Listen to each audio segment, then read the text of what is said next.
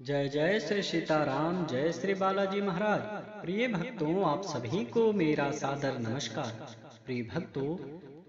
आज हम आपको प्रभु श्री हनुमान जी महाराज का एक परम मंगलमयी व सिद्ध मंत्र सुनाने वाला हूँ, जिस महामंत्र को आप किसी भी समय, कोई भी कार्य करते समय या बिस्तर पर लेटे लेटे ही सुने, फिर देखें चमत्कार। प्रिय भक्तों, प्रभु श्री हनुमान जी महाराज का यह महामंत्र बहुत ही प्रभावशाली व शक्तिशाली है। यदि कोई भक्त इस महामंत्र को सच्चे मन से बोलता है या फिर पूरा सुन भी लेता है, तो उस भक्त के जीवन में अद्भुत चमत्कार देखने को मिलता है। प्यारे भक्तों, अगर आपको प्रभु श्री हनुमान जी महाराज पर पूरा भरोसा है, तो निश्चय ही आपके जीवन में कोई अद्भुत चमत्कार जरूर होगा। अगर आप किसी भी समय, कोई भी कार्य करते समय इस महाशक्तिशाली व सिद्ध मंत्र को सुनते हैं, तो मैं यकीन दिलाता हूँ, प्रभु श्री हनुमान जी महाराज की शीघ्र ही अद्भुत कृपा प्राप्त होगी। प्यारे भक्तों, अगर आप प्रभु श्री हनुमान जी महाराज की अद्भुत कृपा प्राप्त करना चाहते हैं व आप अपने जीवन की सभी बड़ी छोटी परेशानियों से शीघ्र ही मुक्ति पाना चाहते हैं, तो आइए बिना देर किए इस महाशक्तिशाली मंत्र को सुने। इससे पहले आप सभी भक्तों से छोटा सा निवेदन है, अगर आप हमारे चैनल पर नए हैं तो चैनल को सब्सक्राइब करके कमेंट में जय श्री राम लिखकर आप अपनी हाजिरी जरूर लगा दें। प्यारे भक्तों, यह सिद्ध व चमत्कारिक मंत्र है। श्री राम दूतम महावीरम महाशक्त महत्करम महाकष्ट विनाशाय सस्मराम कपीश्वरम। श्री राम दूतम महावीरम महाशक्त महत्करम महाकष्ट विनाशाय सस्मराम कपीश्वरम। श्री राम दूतम महावीरम महाशक्त महत्करम महाकष्ट विनाशाय सस्मराम कपीश्वरम। श्री राम दूतम महावीरम महाशक्त महत्करम महाकष्ट विनाशाय सस्मराम कपीश्वरम। श्री राम दूतम महावीरम महाशक्त महत्करम महाकष्ट विनाशाय सस्मराम कपीश्वरम। श्री राम दूतम महावीरम महाशक्त महत्करम महाकष्ट विनाशाय सस्मराम कपीश्वरम। श्री राम दूतम महावीरम महाशक्त महत्करम महाकष्ट विनाशाय सस्मराम कपीश्वरम। श्री राम दूतम महावीरम महाशक्त महत्करम महाकष्ट विनाशाय सस्मराम कपीश्वरम। श्री राम दूतम महावीरम महाशक्त महत्करम महाकष्ट विनाशाय सस्मराम कपीश्वरम। श्री राम दूतम महावीरम महाशक्त महत्करम महाकष्ट विनाशाय सस्मराम कपीश्वरम। श्री राम दूतम महावीरम महाशक्त महत्करम महाकष्ट विनाशाय सस्मराम कपीश्वरम। श्री राम दूतम महावीरम महाशक्त महत्करम महाकष्ट विनाशाय सस्मराम कपीश्वरम। श्री राम दूतम महावीरम महाशक्त महत्करम महाकष्ट विनाशाय सस्मराम कपीश्वरम।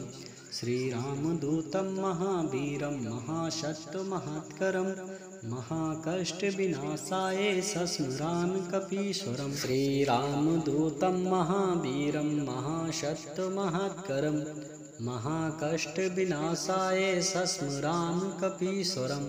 श्री राम दूतम महावीरम महाशक्त महत्करम महाकष्ट विनाशाय सस्मराम कपीश्वरम। श्री राम दूतम महावीरम महाशक्त महत्करम महाकष्ट विनाशाय सस्मराम कपीश्वरम। श्री राम दूतम महावीरम महाशक्त महत्करम महाकष्ट विनाशाय सस्मराम कपीश्वरम। श्री राम दूतम महावीरम महाशक्त महत्करम महाकष्ट विनाशाय सस्मराम कपीश्वरम। श्रीरामदूतं महावीरं महासत्त्वमहत्करं महाकष्टविनाशाय सस्मरामि कपीश्वरम् श्रीरामदूतं महावीरं महासत्त्वमहत्करं महाकष्टविनाशाय सस्मरामि कपीश्वरम् श्रीरामदूतं महावीरं महासत्त्वमहत्करं महाकष्टविनाशाय सस्मरामि कपीश्वरम् श्रीरामदूतं महावीरं महासत्त्वमहत्करं महाकष्टविनाशाय सस्मरामि कपीश्वरम् श्रीरामदूतं महावीरं महासत्त्वमहत्करं महाकष्टविनाशाय सस्मरामि कपीश्वरम् श्रीरामदूतं महावीरं महासत्त्वमहत्करं महाकष्टविनाशाय सस्मरामि कपीश्वरम् श्रीरामदूतं महावीरं महासत्त्वमहत्करं महाकष्टविनाशाय सस्मरामि कपीश्वरम् श्रीरामदूतं महावीरं महासत्त्वमहत्करं महाकष्टविनाशाय सस्मरामि कपीश्वरम् श्रीरामदूतं महावीरं महासत्त्वमहत्करं महाकष्टविनाशाय सस्मरामि कपीश्वरम् श्रीरामदूतं महावीरं महासत्त्वमहत्करं महाकष्टविनाशाय सस्मरामि कपीश्वरम्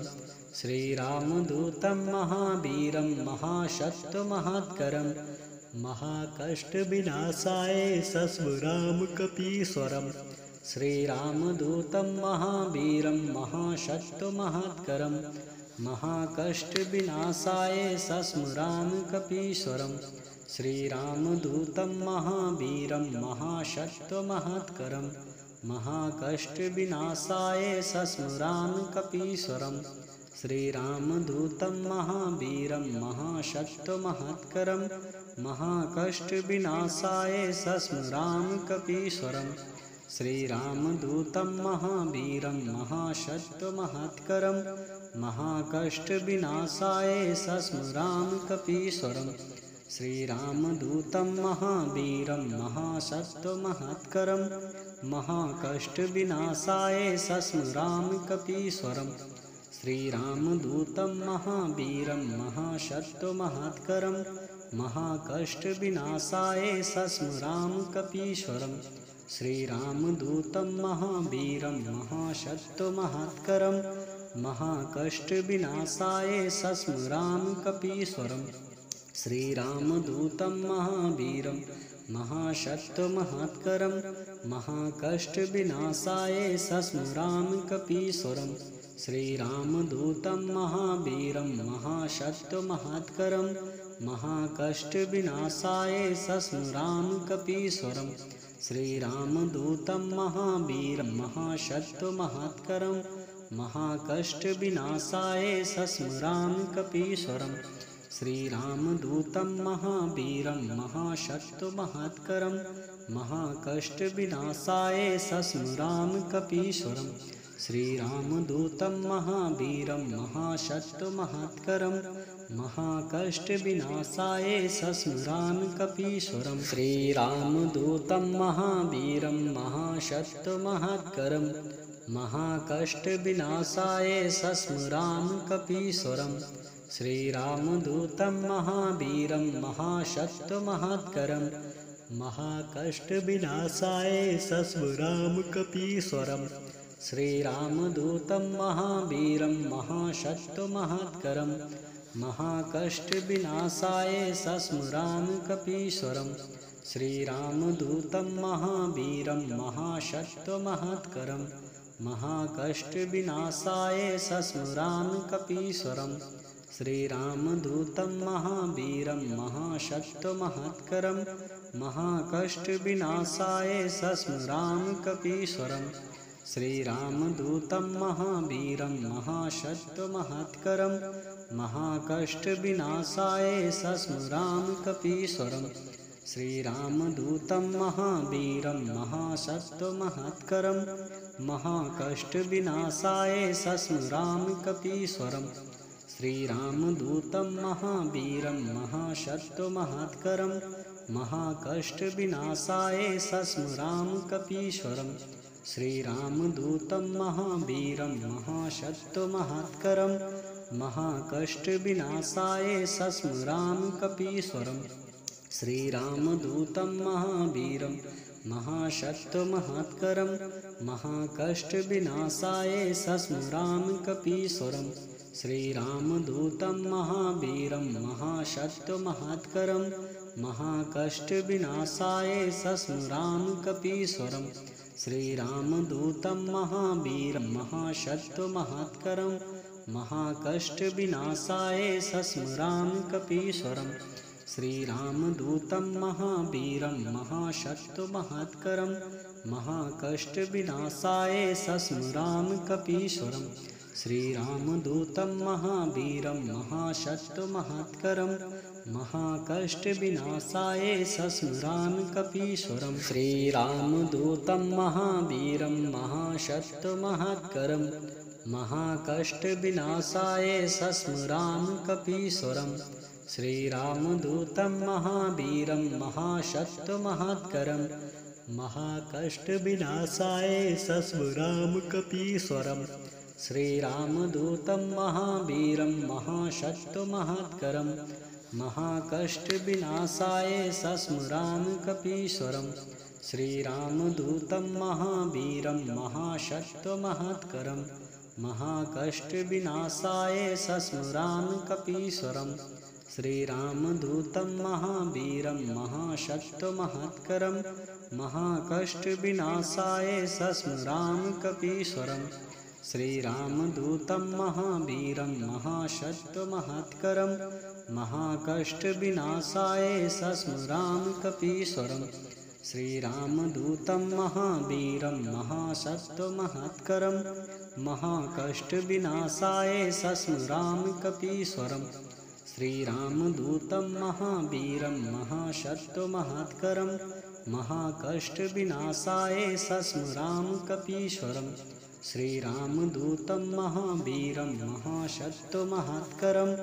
महाकष्टविनाशाय सस्मराम कपीश्वरम् श्रीरामदूतं महावीरं महासत्त्वमहत्करं महाकष्टविनाशाय सस्मराम कपीश्वरम् श्रीरामदूतं महावीरं महासत्त्वमहत्करं महाकष्टविनाशाय सस्मराम कपीश्वरम् श्रीरामदूतं महावीरं महासत्त्वमहत्करं महाकष्टविनाशाय सस्मराम कपीश्वरम् श्रीरामदूतं महावीरं महासत्त्वमहत्करं महाकष्टविनाशाय सस्मराम कपीश्वरम् श्रीरामदूतं महावीरं महासत्त्वमहत्करं महाकष्टविनाशाय सस्मराम कपीश्वरम् श्रीरामदूतं महावीरं महासत्त्वमहत्करं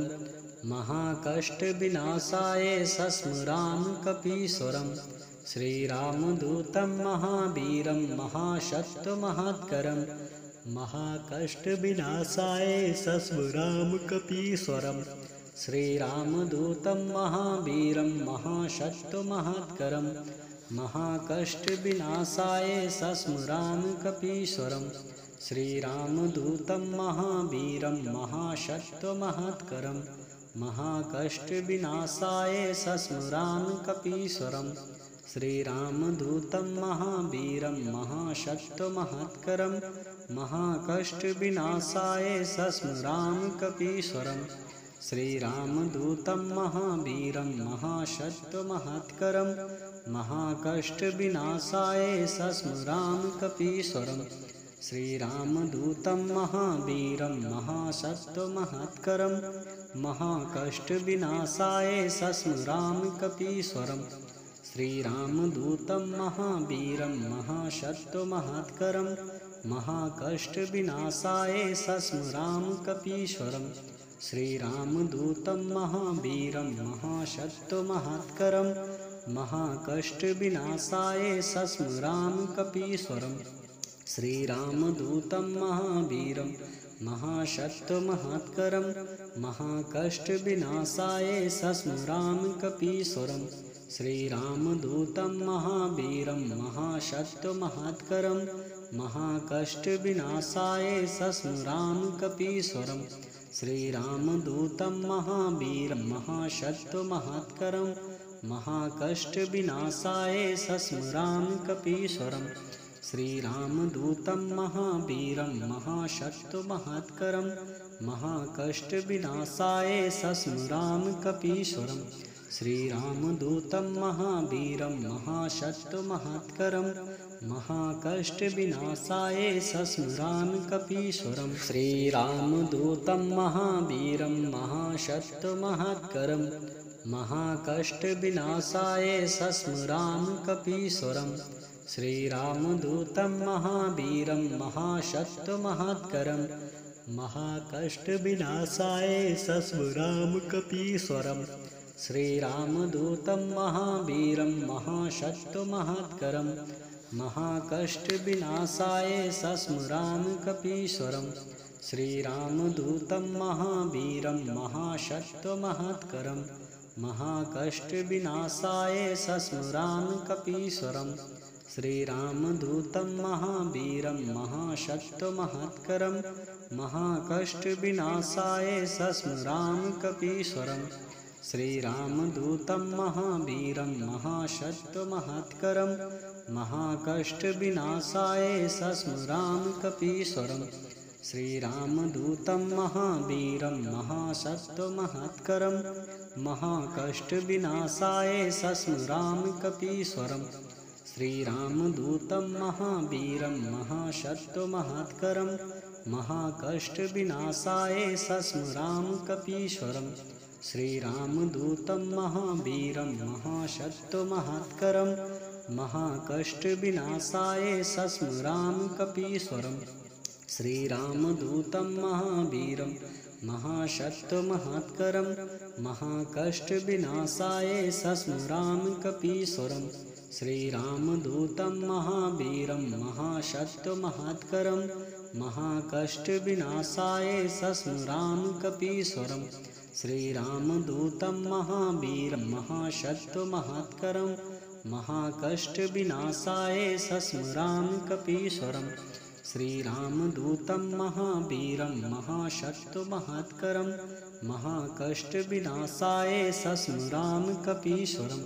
श्रीरामदूतं महावीरं महासत्त्वमहत्करं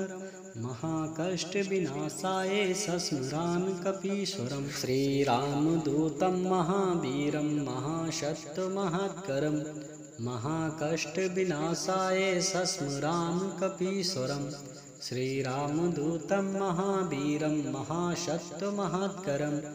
महाकष्टविनाशाय सस्मरामि कपीश्वरं श्रीरामदूतं महावीरं महासत्त्वमहत्करं महाकष्टविनाशाय सस्मरामि कपीश्वरं श्रीरामदूतं महावीरं महासत्त्वमहत्करं महाकष्टविनाशाय सस्मरामि कपीश्वरं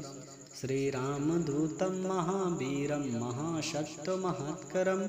महाकष्टविनाशाय सस्मरामि कपीश्वरं श्रीरामदूतं महावीरं महासत्त्वमहत्करं महाकष्टविनाशाय सस्मरामि कपीश्वरं श्रीरामदूतं महावीरं महासत्त्वमहत्करं महाकष्टविनाशाय सस्मरामि कपीश्वरं श्रीरामदूतं महावीरं महासत्त्वमहत्करं महाकष्टविनाशाय सस्मरामि कपीश्वरं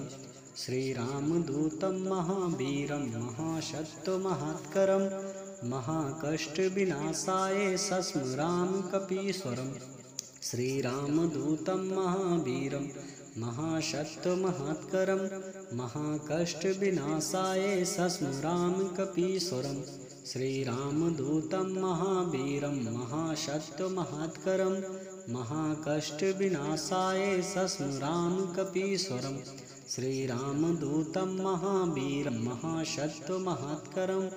महाकष्टविनाशाय सस्मरामि कपीश्वरं श्रीरामदूतं महावीरं महाशक्तिमहत्करं महाकष्टविनाशाय सस्मराम कपीश्वरं श्रीरामदूतं महावीरं महाशक्तिमहत्करं महाकष्टविनाशाय सस्मराम कपीश्वरं श्रीरामदूतं महावीरं महाशक्तिमहत्करं महाकष्टविनाशाय सस्मराम कपीश्वरं श्रीरामदूतं महावीरं महाशक्तिमहत्करं महाकष्टविनाशाय सस्मराम कपीश्वरं श्रीरामदूतं महावीरं महाशक्तिमहत्करं महाकष्टविनाशाय सस्मराम कपीश्वरं श्रीरामदूतं महावीरं महाशक्तिमहत्करं महाकष्टविनाशाय सस्मराम कपीश्वरं श्रीरामदूतं महावीरं महाशक्तिमहत्करं महाकष्टविनाशाय सस्मराम कपीश्वरं श्रीरामदूतं महावीरं महाशक्तिमहत्करं महाकष्टविनाशाय सस्मराम कपीश्वरं श्रीरामदूतं महावीरं महाशक्तिमहत्करं महाकष्टविनाशाय सस्मराम कपीश्वरं श्रीरामदूतं महावीरं महाशक्तिमहत्करं महाकष्टविनाशाय सस्मराम कपीश्वरं श्रीरामदूतं महावीरं महाशक्तिमहत्करं महाकष्टविनाशाय सस्मराम कपीश्वरं श्रीरामदूतं महावीरं महाशक्तिमहत्करं महाकष्टविनाशाय सस्मराम कपीश्वरं श्रीरामदूतं महावीरं महाशक्तिमहत्करं महाकष्टविनाशाय सस्मराम कपीश्वरं श्रीरामदूतं महावीरं महाशक्तिमहत्करं महाकष्टविनाशाय सस्मराम कपीश्वरं श्रीरामदूतं महावीरं महाशक्तिमहत्करं महाकष्टविनाशाय सस्मराम कपीश्वरं श्रीरामदूतं महावीरं महाशक्तिमहत्करं महाकष्टविनाशाय सस्मराम कपीश्वरं श्रीरामदूतं महावीरं महाशक्तिमहत्करं महाकष्टविनाशाय सस्मराम कपीश्वरं श्रीरामदूतं महावीरं महाशक्तिमहत्करं महाकष्टविनाशाय सस्मराम कपीश्वरं श्रीरामदूतं महावीरं महाशक्तिमहत्करं महाकष्टविनाशाय सस्मराम कपीश्वरं श्रीरामदूतं महावीरं महाशक्तिमहत्करं महाकष्टविनाशाय सस्मराम कपीश्वरं श्रीरामदूतं महावीरं महाशक्तिमहत्करं महाकष्टविनाशाय सस्मराम कपीश्वरं श्रीरामदूतं महावीरं महाशक्तिमहत्करं महाकष्टविनाशाय सस्मराम कपीश्वरं श्रीरामदूतं महावीरं महाशक्तिमहत्करं महाकष्टविनाशाय सस्मराम कपीश्वरं श्रीरामदूतं महावीरं महाशक्तिमहत्करं महाकष्टविनाशाय सस्मराम कपीश्वरं श्रीरामदूतं महावीरं महाशक्तिमहत्करं महाकष्टविनाशाय सस्मराम कपीश्वरं श्रीरामदूतं महावीरं महाशक्तिमहत्करं महाकष्टविनाशाय सस्मराम कपीश्वरं श्रीरामदूतं महावीरं महाशक्तिमहत्करं महाकष्टविनाशाय सस्मराम कपीश्वरं श्रीरामदूतं महावीरं महाशक्तिमहत्करं महाकष्टविनाशाय सस्मराम कपीश्वरं श्रीरामदूतं महावीरं महाशक्तिमहत्करं महाकष्टविनाशाय सस्मराम कपीश्वरं श्रीरामदूतं महावीरं महाशक्तिमहत्करं महाकष्टविनाशाय सस्मराम कपीश्वरं श्रीरामदूतं महावीरं महाशक्तिमहत्करं महाकष्टविनाशाय सस्मरामि कपीश्वरम् श्रीरामदूतं महावीरं महासत्यमहत्करम् महाकष्टविनाशाय सस्मरामि कपीश्वरम् श्रीरामदूतं महावीरं महासत्यमहत्करम् महाकष्टविनाशाय सस्मरामि कपीश्वरम् श्रीरामदूतं महावीरं महासत्यमहत्करम् महाकष्टविनाशाय सस्मरामि कपीश्वरम् श्रीरामदूतं महावीरं महासत्यमहत्करम् महाकष्टविनाशाय सस्मरामि कपीश्वरम् श्रीरामदूतं महावीरं महासत्यमहत्करम् महाकष्टविनाशाय सस्मरामि कपीश्वरम् श्रीरामदूतं महावीरं महासत्यमहत्करम् महाकष्टविनाशाय सस्मरामि कपीश्वरम् श्रीरामदूतं महावीरं महासत्यमहत्करम् महाकष्टविनाशाय सस्मरामि कपीश्वरम् श्रीरामदूतं महावीरं महासत्यमहत्करम् महाकष्टविनाशाय सस्मरामि कपीश्वरम् श्रीरामदूतं महावीरं महासत्यमहत्करम् महाकष्टविनाशाय सस्मरामि कपीश्वरम् श्रीरामदूतं महावीरं महासत्यमहत्करम् महाकष्टविनाशाय सस्मरामि कपीश्वरम् श्रीरामदूतं महावीरं महासत्यमहत्करम् महाकष्टविनाशाय सस्मरामि कपीश्वरम् श्रीरामदूतं महावीरं महासत्यमहत्करम् महाकष्टविनाशाय सस्मरामि कपीश्वरम् श्रीरामदूतं महावीरं महासत्यमहत्करम् महाकष्टविनाशाय सस्मरामि कपीश्वरम् श्रीरामदूतं महावीरं महासत्यमहत्करम्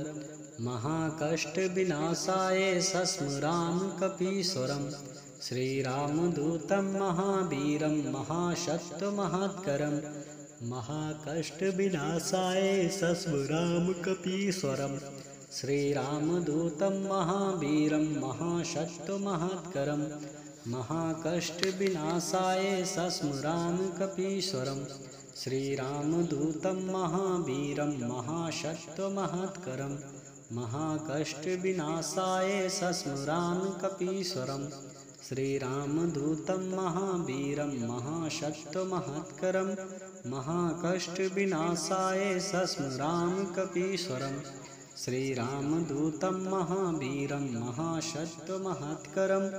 महाकष्टविनाशाय सस्मरामि कपीश्वरम्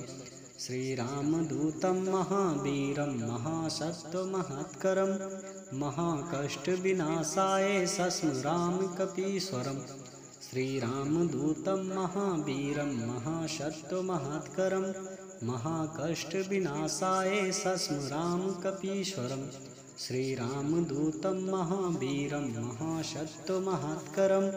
महाकष्टविनाशाय सस्मरामि कपीश्वरम्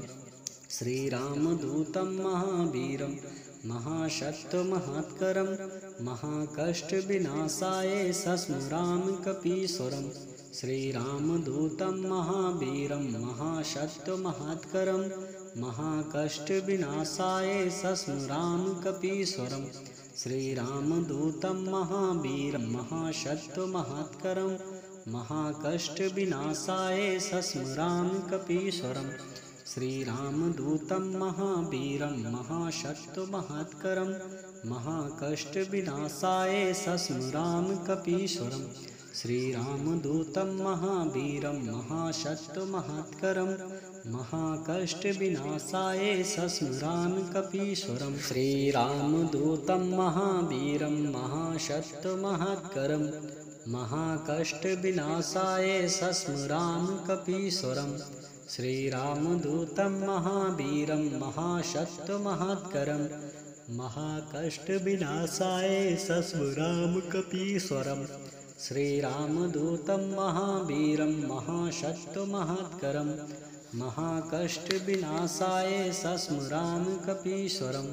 श्रीरामदूतं महावीरं